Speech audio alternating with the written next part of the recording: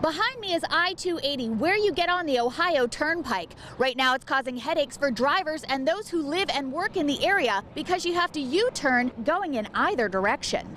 This is one of the busiest interchanges on the Turnpike. If you haven't driven this way recently, but plan to over the summer months, here's what you can expect. Traffic on the Turnpike should not be impacted.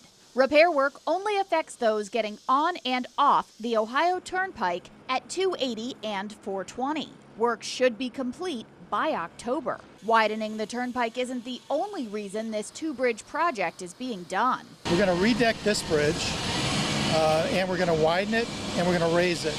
Right now there's insufficient vertical clearance. Over the years, trucks have become larger and are allowed to carry heavier loads. That puts more stress on the bridges and creates a possibility that trucks could get stuck.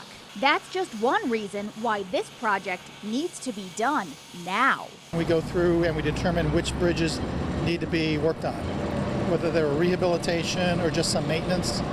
And these two bridges through here were rated low enough so that we would have to do something.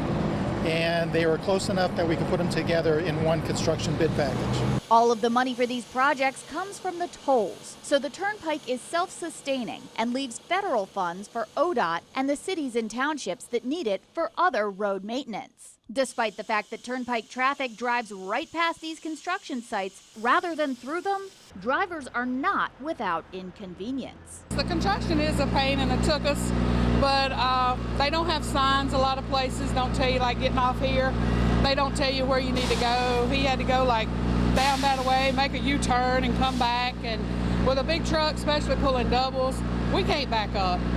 At the request of the Turnpike, ODOT has stepped in and added signage to help make it easier for drivers to figure out where to go. There's some turns that people are making in addition to this movement, and so it's kind of, you're getting people going in two different directions, and sometimes the lane configurations are confusing.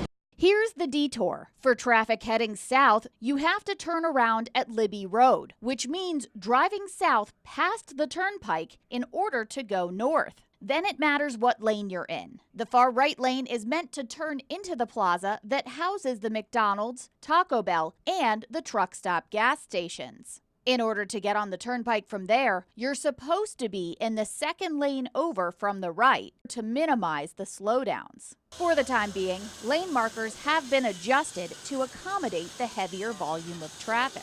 The detour here is pretty well thought out, and we just ask people to use caution when going through that. The project is on time, and typically crews are only working on weekdays, unless the weather holds things up.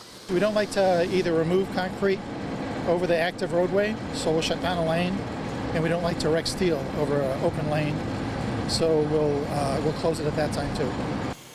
The timing of those restrictions are carefully planned to avoid high traffic volume, and at no point will 280 or 420 be completely closed. It'll be good for about 30 years, so please be patient during this time. It'll be over with soon enough. The last time these bridges were worked on was in the 1980s. From Perrysburg, Victoria Idoni, WTOL 11.